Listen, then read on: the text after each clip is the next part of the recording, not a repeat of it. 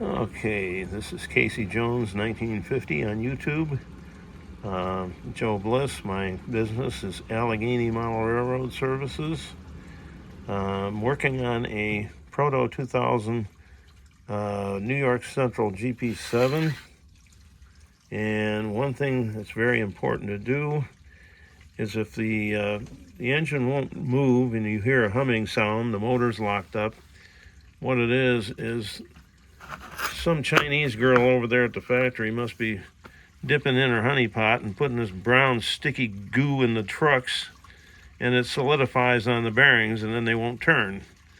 So I just rebuilt these trucks. All four gears were cracked, replaced them. I drilled the new gears, the Athearn gears, 624 is the part number. I drilled those with a number, I believe, 42 drill, reamed them out, then pressed them together, and I use a little jig that, it's right there.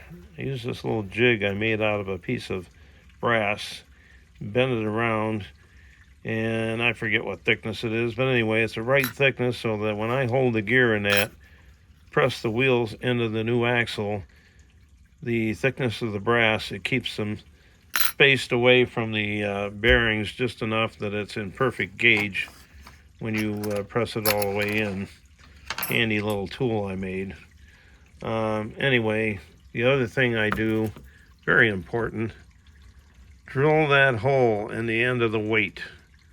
That way, if that front bearing goes dry and starts squealing like a pig, you can just take your needlepoint oiler and go right in that hole and drop a drop of oil on the bearing without having to, take the weight back off. Because once you get the decoder all wired in and everything, you don't want to have to pull this weight back off.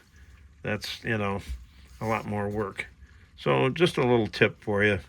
Anyway, that's all for now, guys. If you like this, give it a like. Subscribe to my channel. Thank you.